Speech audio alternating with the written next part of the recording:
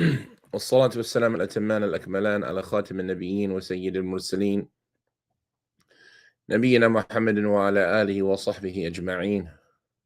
اللهم علمنا ما ينفعنا وانفعنا بما علمتنا وزدنا علما إلى علمنا. Inshallah, we'll continue with reading from the book known as the Musannaf of Abu Bakr Abdullah ibn Muhammad ibn Abi Shayba, rahimahullah ta'ala rahmatan wasi'ah, who died in the year 235 after the Hijrah. And we're in the section of the book that the author titled Kitab al-Tahara, the section that deals with purification. And in front of us today, we'll start with the chapter where the author says, Fil wudu'i fil masjid. This chapter is regarding making wudu in the masjid. A person making wudu inside of the masjid. And before starting the chapter and before reading the comment of the Sheikh Ash-Shithri Hafidhullah Ta'ala, and the position of the four imams or the A'imma al-Mashhurun or al-Mashhureen regarding this issue, we want to talk about very briefly what is the masjid. And what is the masjid? We're not meaning by that conversation the difference between a masjid and a musalla, right? And what rules each one of them has. Is the place that you're praying at, the apartment that's being rented, the building that you're praying in, is it a masjid? Is it a musalla? This conversation has a different research origin. So we're not talking about what is the masjid from that aspect, but instead from the aspect of that building that is a masjid, that we all know as the masjid and has been dedicated as a masjid. What part of that building is the masjid? So especially here in the West, we find often that our masajid, they have hallways, they have bathrooms inside of the four walls, they have wudu areas inside of the building, they have basements, they have upstairs and downstairs, they have gathering halls and things like this inside of that building, that the individual or that the people generally give it the name masjid. So what is the masjid from those buildings? The parking lot, right? What is the masjid from those buildings? And when we talk about what is the masjid from those buildings, that we use the term generally to refer to as a masjid. And as I said, we're not talking about what is a musalla compared to a masjid, but those buildings that are the masjids or the masajid, what is the masjid from those buildings? And so the general concept is that whatever area has been dedicated to the establishing of the salat on a dedicated basis and a consistent basis, then this area is the masjid. So for example, if your building has like for example, there's masajid here, where when you walk into the building, you're in a hall area. And in that hall area, there are offices, there are announcements, there are bulletin boards, right? Before you turn a corner and then go into another door where there's the carpet where you pray. And inside of that halled area, there's toilets, there's water fountains, there's wudu areas, right? Is that section of the building considered the masjid? Is that the place where you make wudu in? Is that the place where buying and selling is haram? Is that the place where it's not permissible to ask about lost property?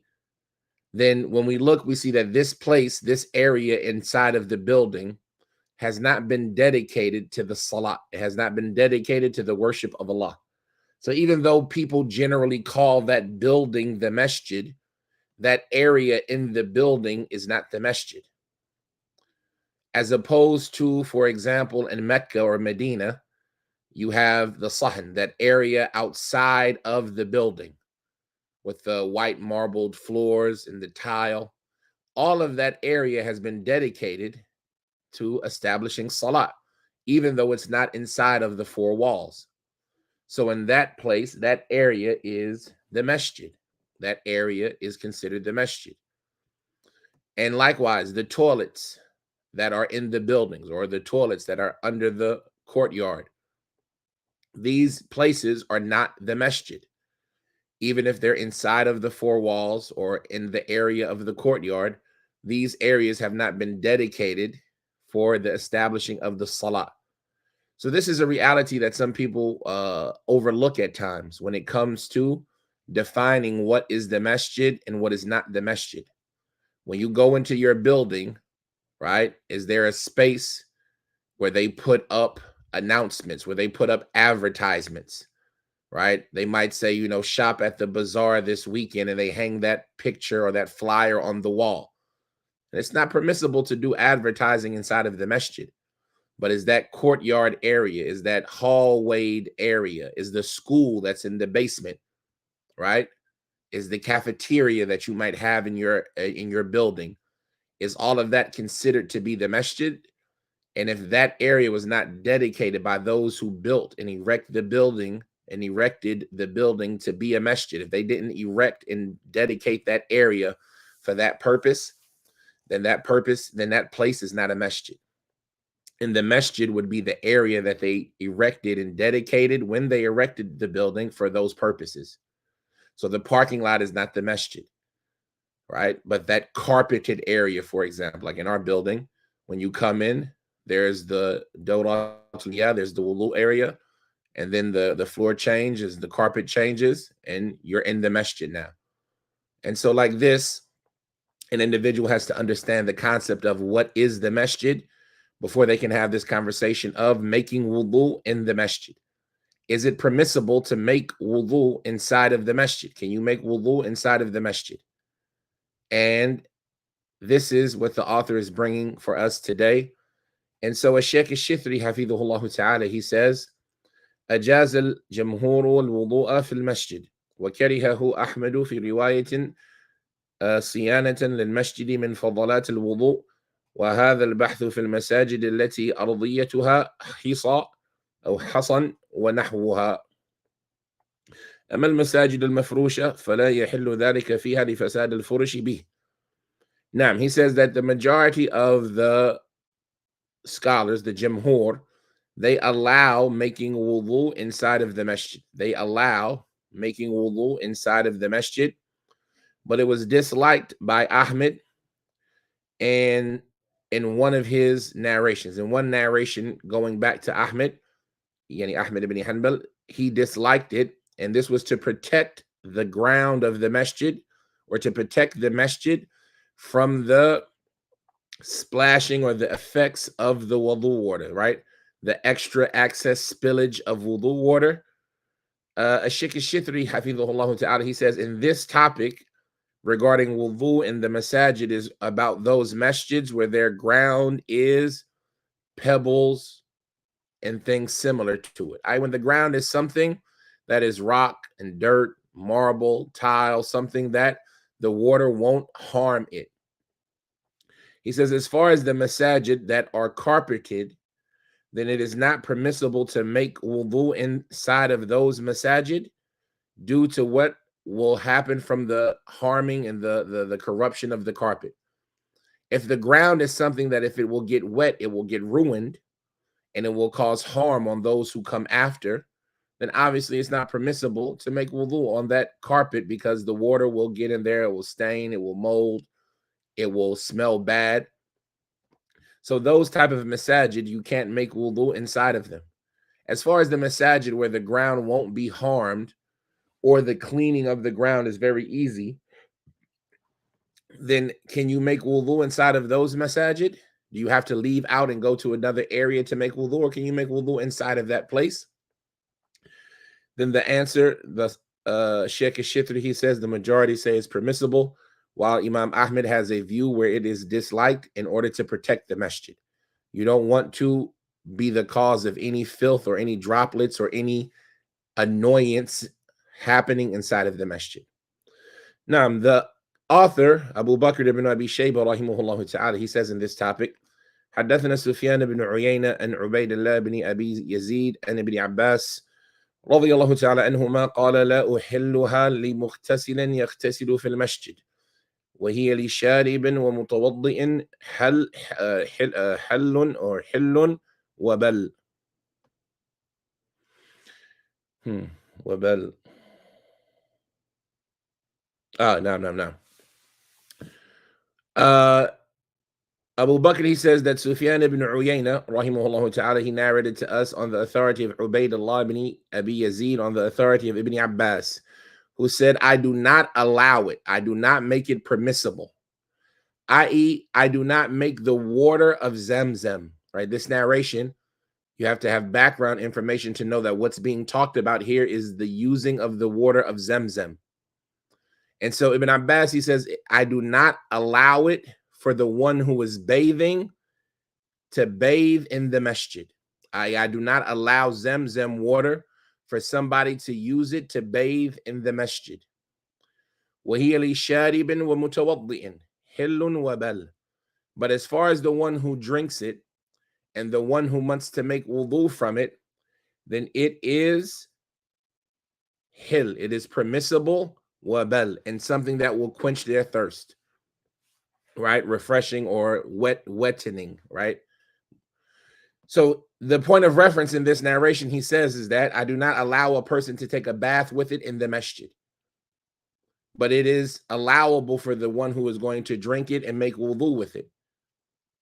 And so obviously that shows us that according to this view of Ibn Abbas, the apparentness of it would be that it's okay to make wudu in the masjid, right? Because he didn't allow it for the one who wanted to bathe in the masjid, i.e. the using of Zamzam water for a bath, but he allowed it for the one who wanted to make wudu. لا أحلها لمغتسل يغتسل في المسجد وهي لشارب ومتوضئ حل وبل. But as far as the one who wants to drink and make wudu, i.e. in the masjid, then it's permissible, and it's something that will wetten, i.e. wetten his throat, his taste buds, right, like this. He says, حدثنا عيسى بن يونس عن عبيد الله بن عبد الرحمن بن موهب عن صالح بن مسلم الليثي قال رأيت بن جبير بن مطعم في المسجد فحصى عن الحصى ثم توضأ وضوءه كله في المسجد. He says that Isa bin Yunus, he narrated to us on the authority of Ubaydullah bin Abdul Rahman bin Mawhab, on the authority of Salih ibn Muslim al-Laythi, who said, I saw Jubair ibn Mut'am making inside of the masjid. فَحَصَى عَنَ الْحِصَى. So he, pushed away some of the stones, right? He scattered the pebbles out of his way, and then he made wudu'ahu kullahu fil masjid. And then he made a complete wudu, all of it in the masjid. Right? So not only did he wash out his face and his arms, he did the snorting, the istinshaq, and the madmadah, and spit it out. Likewise, he washed his feet. He did wudu, all of it in the masjid. He says, حدثنا حفص بن غياث عن حجاج عن عطية أنه قال رأيت بن عمر رضي الله تعالى عنه توضأ في المسجد بعدما بال يعني خارج المسجد. He says that Hafs ibn Ghiyath narrated to us on the authority of Hajjaj ibn Atiyah, who said, I saw Ibn Umar making wudu in the masjid after he urinated, i.e. outside of the masjid. This is the narration. I saw him making wudu in the masjid after he urinated, i.e. outside of the masjid. And so this shows us that, because the reason why this is even an issue is making wudu something that annoys and harms the others in the masjid, and therefore the masjid needs to be protected from it. And so, like we said, Imam Ahmed leaned to the position that yes, right, that wet ground where the dirt might mud up or clay up, right, somebody else is going to step in it, make sujood in it. They don't want to make sujood on that wet floor, even if it's tiled, right? Imagine those bathrooms that you go to where the floors are constantly wet. You feel put off by that. And so like this, some of them would deem it impermissible to make wudu inside of the masjid, while others would say, no, it's permissible, right? You can make wudu inside the masjid because the harm of that water will go away.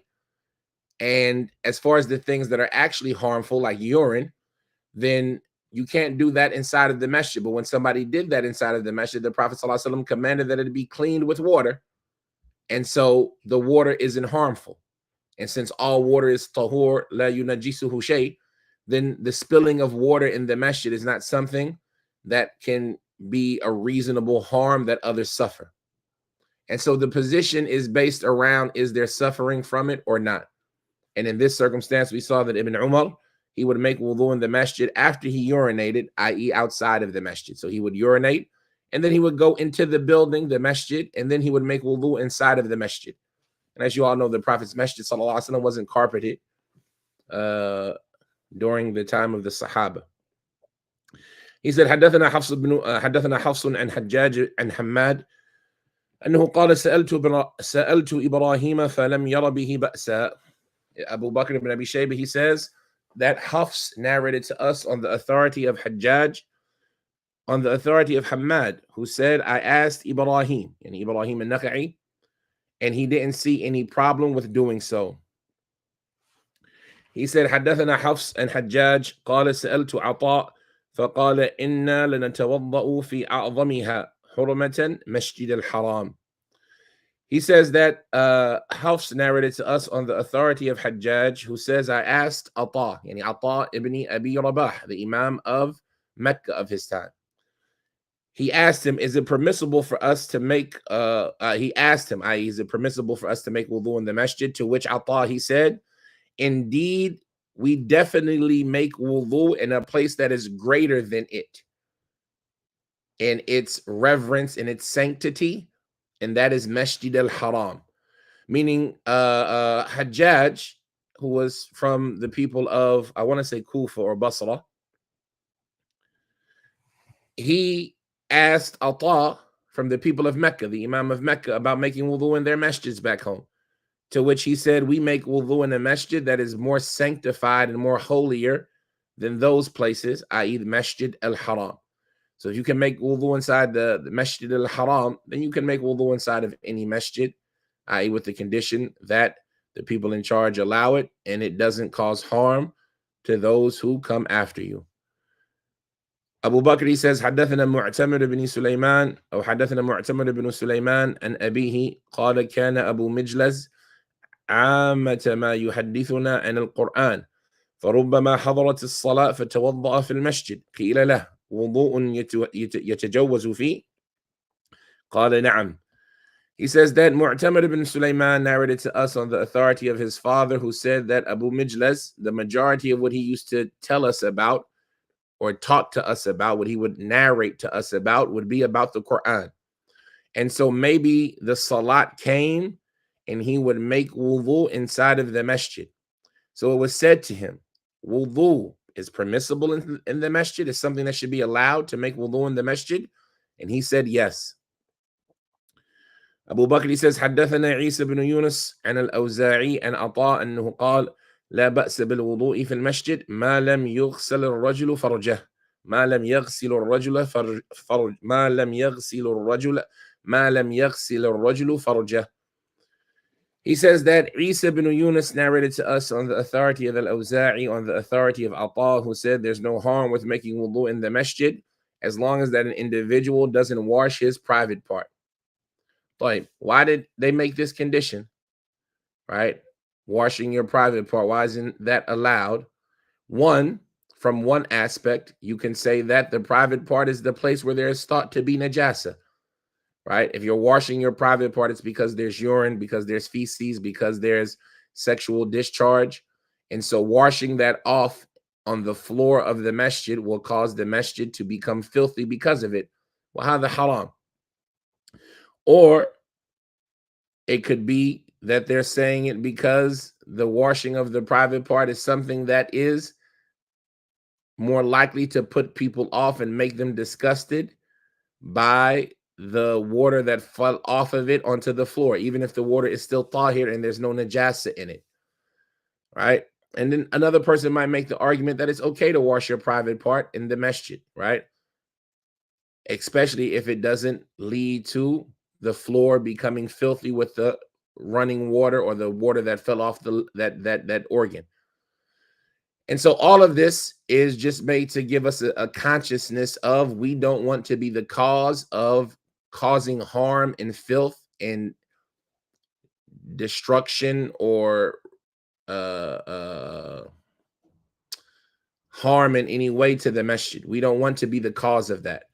So if an individual, should you scratch off your beard hairs in the masjid? Should you pick a scab in the masjid, let alone make wudu or something of this nature? If it's something that is not going to be deemed harmful to those who come after you, like if you're going to make wudu and there's a drain or it's easily cleanable, or the culture and the custom of the people don't have any hardship with the water stains, etc., then there's no harm. But if it's going to cause a harm, the people are going to be turned off by it. It's going to be something that is actually going to dirty the masjid because of what in, where you're washing, etc. Then these things should be avoided. The last narration, the author rahimahullah ta'ala, he says, حدثنا يحيى بن سعيد عن حسين المعلم عن ابن سيرين أنه كره أن يقعد في المسجد يتوضأ. He says that Yahya bin Sa'id narrated to us on the authority of Hussein al-Muallim, on the authority of Ibn Sirin, that he used to dislike that an individual sit down in the masjid and make wudu. He would dislike that an individual would sit down in the masjid and make wudu. As I said, the gist of all of this, the simplification of all of this is, one, understanding what is the masjid. The masjid is that area in that building that has been designated for the worship of Allah and has been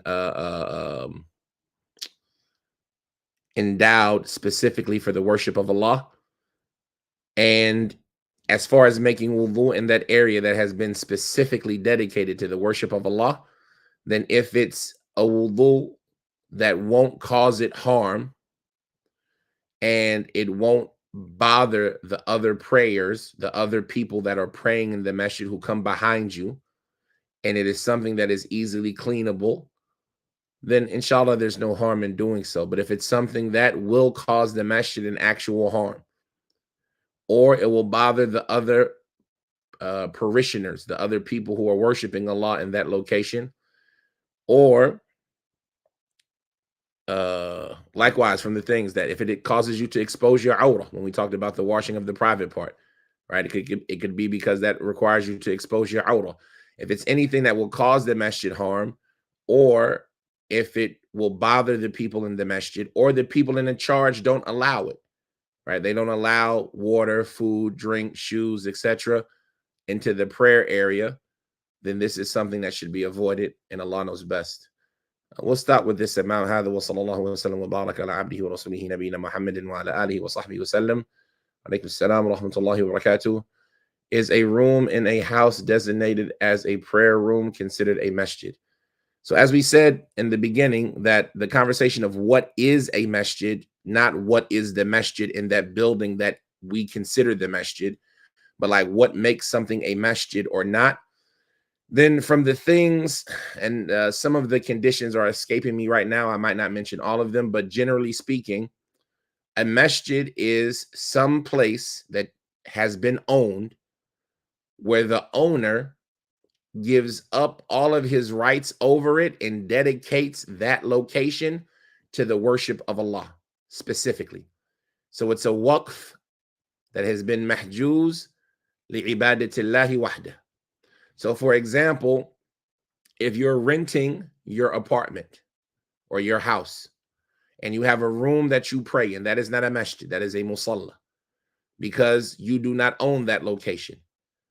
And that location, when you move out, it is permissible to be turned into anything else. Or while you're still there, you can decide to make that your bedroom after it was. If you have another child, you can turn that into a bedroom, right? Even though it's the place that you used to pray. As far as a masjid, then this place has been dedicated to the worship of Allah. So the ownership has been relinquished. Whoever owned it before no longer has any claim to it. And so since they have no claim to it, nobody has the right to rededicate it for any other purpose. So for example, if you own your house, you own your house 100%, no payments, anything like that, it's your property, and you decide to make a room in your house dedicated to the worship of Allah, right? And you say that this room is a masjid. Then that room is a masjid, and it cannot be sold when you sell your house. It has to have the rules of the masjid, from tahiyyat al-masjid, from, right, allowing people to establish the salat and things like this, right? And remember, a masjid doesn't have a mandatory size minimum and things like this. Man bana lillahi kabaiti qafa, right? Not qafa, kabaiti qata. Whoever builds for Allah a house like the size of a pigeon's nest, Allah builds for him a home in Jannah. So a masjid is just that area that has been dedicated to the worship of Allah. And so we see that, a lot of times in our circumstances, and this is an issue, nazila, that can be researched. When the brothers, they have an apartment that they rent, is that a masjid? When they have a building that they pray in, but it's not dedicated for the worship of Allah, right? Maybe there's a school where they all get together and on the second floor, they have a prayer room and they call that a masjid. Is that a masjid? Right? A masjid has to be something that is dedicated to the worship of Allah. La haraj, inshallah, just for the sake of benefit, very quickly, especially since we ended a little earlier. And there's a book called Nawazil al-Masajid that talk about a lot of these things, but just generally speaking,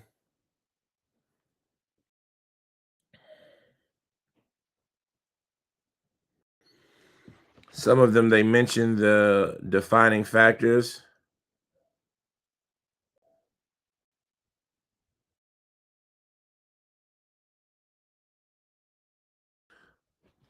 I'm trying to find somebody who mentions the shurut clearly.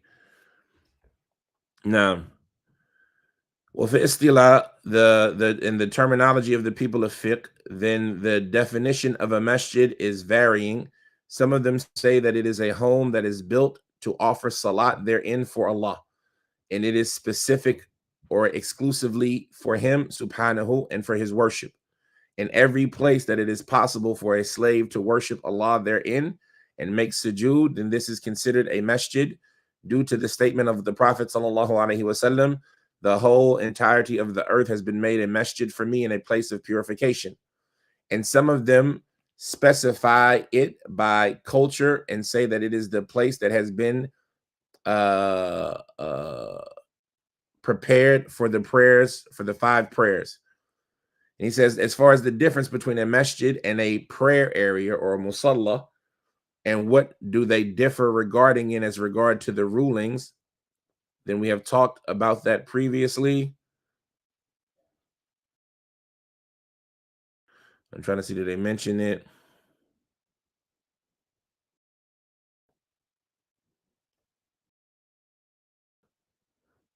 No, they don't mention the definition either, more dedicated, more detailed than that.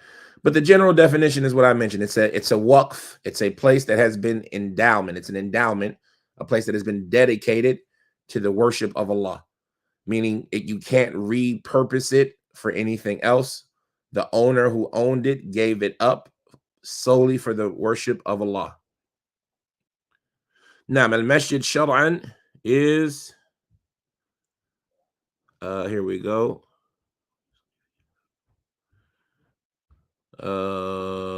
Washar'an is any place that has been specifically prepared for establishing for the Muslims to establish their daily prayers therein in congregation.